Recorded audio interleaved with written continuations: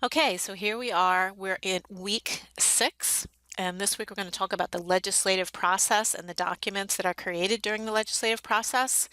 As you all know, last week we talked about statutes, and just sort of a quick high-level summary, we talked about the pattern for publication of statutes. At the federal level, each statute is first a bill.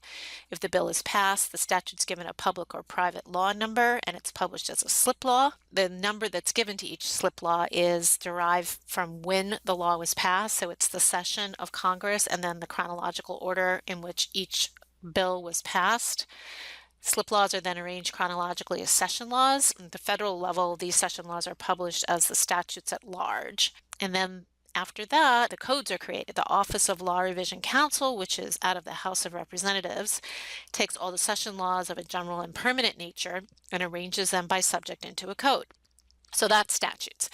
Now let's talk about the path that bills actually follow before they become laws. And that path is referred to as the legislative process.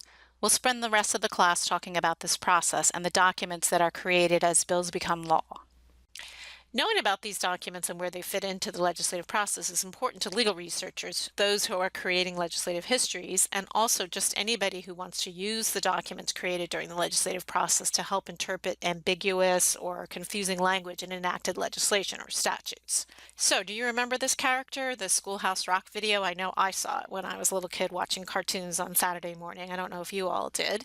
And if you didn't, you can watch it now. It goes all the way back to, I think it was created in the 1970s, but it's still a good introduction to the legislative process. So for fun, let's just take a look. It only lasts 3 minutes, and it might help to put the rest of what I say in this lecture and in class into context.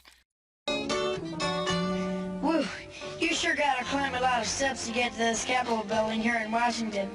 Well, I wonder who that sad little scrap of paper is.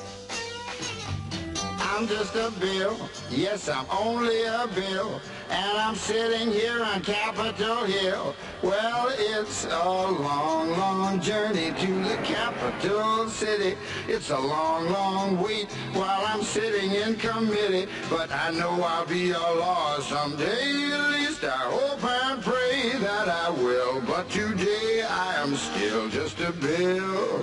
Gee, Bill, you certainly have a lot of patience and courage. Well, I got this far. When I started, I wasn't even a bill. I was just an idea. Some folks back home decided they wanted a law passed, so they called their local congressman, and he said, "You're right, there ought to be a law." Then he sat down and wrote me out and introduced me to Congress, and I became a bill. And I'll remain a bill until they decide to make me a law. I'm just a bill, yes, I'm only a bill, and I got as far as Capitol Hill. Well, now I'm stuck in committee, and I'll sit here and wait while a few key congressmen discuss and debate whether they should let me be a law. I hope and pray that they will, but today I am still just a bill.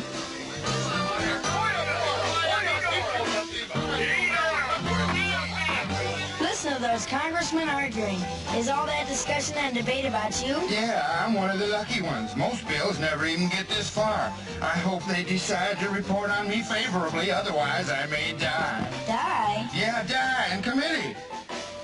Oh, but it looks like I'm going to live. Now I go to the House of Representatives and they vote on me. If they vote yes, what happens? Then I go to the Senate and the whole thing starts all over again. Oh, no. Oh, yes. I'm just a bill, yes, I'm only a bill, and if they vote for me on Capitol Hill, well then I'm off to the White House where I'll wait in a line with a lot of other bills for the president to sign, and if he signs me then I'll be a law. I hope and pray that he will, but today I am still just a bill. You mean even if the whole Congress says you should be a law, the president can still say no? Yes, that's called a veto. If the president vetoes me, I have to go back to Congress and they vote on me again, and by that time you're so By old. that time, it's very unlikely that you become a law. It's not easy to become a law, is it? No. But how I hope and pray that I will, but today I am still just a bill. He signed your bill. Now you're a law. Oh, yes. Well, as you may have suspected, Bill makes it sound easier than it actually is. As many of you already know, the process of getting legislation passed in Congress is incredibly complex, and any individual bill can go down any kind of path with a lot of unanticipated twists and turns as it makes its way along to the president. Here, though, on this slide is a very stripped down version of the federal legislative process. First, a bill or a proposed legislation is introduced by a member of Congress, either in the Senate or in the House of Representatives. The bill is numbered. House and Senate bills are numbered sequentially within a term of Congress. If the bill has not been passed by the end of the 2-year session, it must be reintroduced into the next session and it's assigned a new number. Second, the bill is referred to committee. It's a committee with jurisdiction over the subject matter of that bill. So a farm bill, for example, would be referred to the Agricultural Committee in the House and the Agriculture, Nutrition, and Forestry Committee in the Senate. Third, the committee or a subcommittee of that committee can choose to hold hearings on a bill. It doesn't always happen. For many bills, no hearings are held and the bill dies in committee, just like Bill told us. Fourth, the committee can mark up the bill and report it as amended to the full House or Senate. Fifth, the leadership of the congressional chamber, whether it's started in the House or the Senate, decides whether or not to bring the bill to the floor of the chamber, so it might not even do that. If so, the bill can be debated and amended, and then the amended bill is then voted on by the entire membership of that chamber. A bill passed by one chamber of Congress is called an engrossed bill, just so you know the term. Sixth, the bill is referred to the other chamber of Congress, the one where it didn't start out, and it's immediately referred to the committee with jurisdiction. The same process occurs in the next chamber. Sometimes the referred chamber is already working on its own version of the bill, and then these competing bills can be passed back and forth between the chambers until they reach agreement. If the chambers can't agree, then a conference committee is scheduled where members of both chambers will hammer out compromise text. Seventh, the text of the legislation is prepared. That is called the enrolled version of the bill. And after being signed by officers of both the House and the Senate, the bill is presented to the president. Eighth, the president has 10 days to either sign or veto the bill. Ninth, the law becomes effective upon the president's signature unless specified otherwise. And then 10th, the Office of Federal Register assigns a public law number and publishes the new legislation as a slip law. So now we get back to what we were talking about last week. Okay, so that is the legislative process. Let's spend some more time talking about the various documents that are produced at each stage of this process. Because statutory language is often ambiguous, lawyers, judges, and legal scholars often try to determine congressional intent or to clarify confusing statutory language by studying the legislative history of the act or the legislative documents that were created during the enactment of the statute. To put it another way, legislative history is a term that refers to the documents that are produced by Congress as a bill is introduced, studied, and debated. For this video lecture, we'll talk about the different kinds of legislative history documents that are produced and how you might use them as a legal researcher. For the in-class portion of this lecture, I'll show you how to find these legislative history documents, and we'll do some exercises using Westlaw, Lexis, and the specialized databases where you can find legislative history documents. All right, so now that we've gone through the legislative process, we can talk a little more meaningfully about the documents that are produced along the way. All these documents together are what form an act's or a statute's legislative history. Here's a great diagram that shows a streamlined version of the legislative process and the documents that can be produced at each stage. Remember, each bill is going to follow its own individual path. Sometimes one particular kind of document will be produced and another time it won't.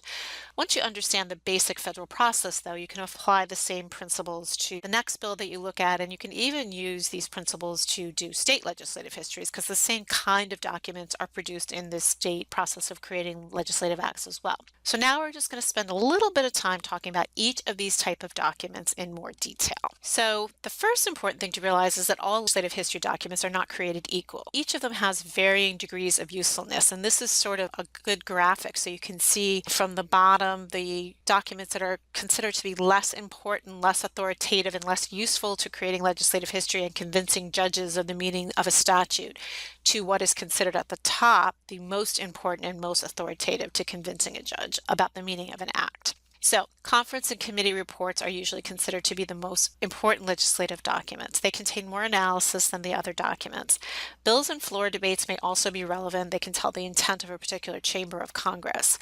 The other legislative materials provide a little bit of information that might help you to determine legislative intent, although they often will only give a particular committee's version of what intent was, or they only give a perspective like in a hearing transcript of the person testifying. That being said, they often provide valuable background and factual information on the issue that's being addressed by the legislation. All right, so now let's go to where we're going to talk about each of the legislative documents in a little bit more detail so you know what they are and why you might use them. We'll talk about the documents in order of their appearance in the legislative process, not in order of importance as shown in the slide. So first up are bills. For the purposes of legislative history research, comparing various versions of a bill as it moves through the legislative process may help you to determine the intended meaning of the law. As I said, introduction of a bill into Congress is the first step of the formal legislative process. After a bill is introduced, it's assigned a bill number, printed, and referred to a committee. Bills are frequently amended throughout the legislative process, and they may be printed several times before they're finally passed. Comparing the various versions of a bill as it moves through the legislative process may help you to determine what Congress meant by the final version of the law. Arguments regarding the meaning of a statutory section may be drawn based on the inclusion, the deletion, or the modification of the language in the text of the final bill. Next, we'll talk about committee hearings. House and Senate committees hear testimony on proposed legislation in order to determine the need for the legislation in a particular area. Also, they want to hear the views of various people or organizations that are interested in the legislation. Hearings can provide a wealth of information for background research into the issue Congress is addressing with respect to a particular piece of legislation. Hearings are held for almost all substantive legislation, and then transcripts of those hearings, including exhibits that were provided by those testifying, are published. For legislative history research, hearing transcripts are only of limited value because hearings focus on the views of the parties testifying before Congress. They don't necessarily reflect the views of the committee or Congress as a whole. Here's a fairly ridiculously titled hearing from the current Congress. Good to know Congress is hard at work in using our tax dollars, isn't it? By the way, committees also produce another kind of legislative document. They're called committee prints. Committee prints include a wide variety of publications issued by and for committees, such as research papers, compilations of laws, transcripts of markup sessions. Like committee hearings, these documents have limited utility when determining legislative intent because they're only done for a specific purpose. It would be hard to argue that a research paper that was prepared by legislative aid for a committee member reflect the intent of Congress. All right, so next up are committee and conference committee reports. Whereas committee hearing transcripts and committee prints are not particularly helpful when trying to determine legislative intent, congressional committee reports in general and conference reports in particular are probably the most important source of legislative history. Reports are issued for almost every bill that becomes law, and there's usually a report from each of the House and Senate committees that consider the legislation. So a report will actually accompany the bill when it's sent to the full chamber for debate and voting. Reports usually reprint the text of the bill, describe its purposes, and give reasons for the committee's recommendation on the bill. Often committee reports include the legislative history of the bill, the purposes of the bill, and what the committee regards as the need for the new legislation. Sometimes there's even a section-by-section analysis of the bill that's very helpful if your research is concentrated on just one section or a few sections. If a conference committee is appointed to draft a compromise bill accepted to both the House and the Senate, which as you know occurs when the House and Senate have different versions of the bill, a conference report is issued. And conference reports are particularly important because they come at the end of the legislative process and they report on the text of the compromise bill.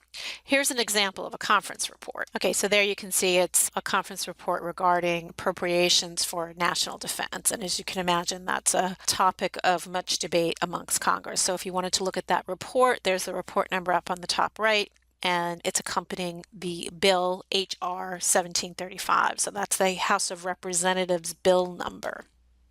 All right, next up on our timeline of documents that are produced as a bill moves from being proposed to landing on the president's desk are transcripts of floor debates. And what are those? And I'm sure you've seen this on TV at some point or another, the Congress debating the merits of a bill or an amendment. So congressional floor debates, the transcripts can contain explanations of provisions of bills that are vague or unclear. They can just be very useful for legislative history in determining congressional intent because you can see actually what the members of Congress were discussing as they decided to go ahead and pass the bill or not if you're researching a bill that ended up not being passed. The congressional record is where you would go if you wanted to get a transcript of legislative proceedings and debates on the floor of the House and Senate. But it's important to remember that the text of the debates in the congressional record is not necessarily a verbatim transcript. Sometimes it is, sometimes it's a summary. The congressional record is published in two editions, the daily edition and the bound edition. So the daily edition is published every day when Congress is in session. It's a lot of information, as you can imagine. The paper-bound daily edition has 4 distinct sections. There's the floor proceedings of the Senate, so everything that was going on the floor that particular day on the Senate, the floor proceedings of the House, a section called extension of remarks, and that's just written materials that members of the chamber can submit. They didn't get to say enough, they didn't get their chance to produce something on the floor. They want it put in the congressional record so they can submit it. And then the daily digest is the 4th section, which is a summary of floor and committee proceedings. All right, so that's the 4 sections of the Congressional Record Daily Edition. And then, as I mentioned, eventually comes out a permanent bound edition, which is a compilation of all of these various daily editions, but is published very slowly. It's about 4 years behind the daily edition. So here's a page from the Congressional Record Daily Edition. You can just so you can see what these look like. This is a transcription of a debate that took place on the Senate floor on that particular day regarding a military appropriations bill, and that bill was S 2016. All right, so the last piece of legislative history document that we're going to discuss is presidential signing statements. And obviously by the name, you can tell this is not actually a legislative history document because it's produced by the president or the executive branch rather than the legislature. But in recent years, it's become much more important to understand how these presidential signing statements work, to understand how legislation is being enforced. After all, legislation enforcement is handled by the executive branch. So what are they? They're written statements that are issued by the president when he is signing a bill into law. Commentators take issue with these signing statements because they say that they amount to a kind of line item veto, which were held to be unconstitutional by the Supreme Court in 1998. So you can see why they would be controversial. Just to give you a little bit background, sometimes presidents will say to the executive branch that they expect the new legislation to be enforced in a certain manner, whereas Congress could argue that that interpretation is at odds with the plain meaning of the legislation. And even more controversial, presidents have in the past actually expressed an intent not to enforce certain parts of legislation because the president is deeming that legislation to be unconstitutional. So, despite all of that controversy, all presidents since Ronald Reagan have had their share of these signing statements, and just so you can take a look at one of them, here is one from President Obama that was probably the most controversial of his term because it talks about Guantanamo Bay in Cuba. So that's it for the video lecture. That's a good background on the documents that are produced in the legislative process and how you might use them if you were interpreting statutes or doing a legislative history. As usual, when we get into class, we'll do a short exercise, and then I'm going to go ahead and demonstrate all the paid and free databases that you can use to find legislative history documents, and then we'll do a more complicated exercise towards the end where you can practice using these databases and finding these documents yourself. One last thing, make sure you take the week 6 quiz and submit your results, and I'll see you on Tuesday.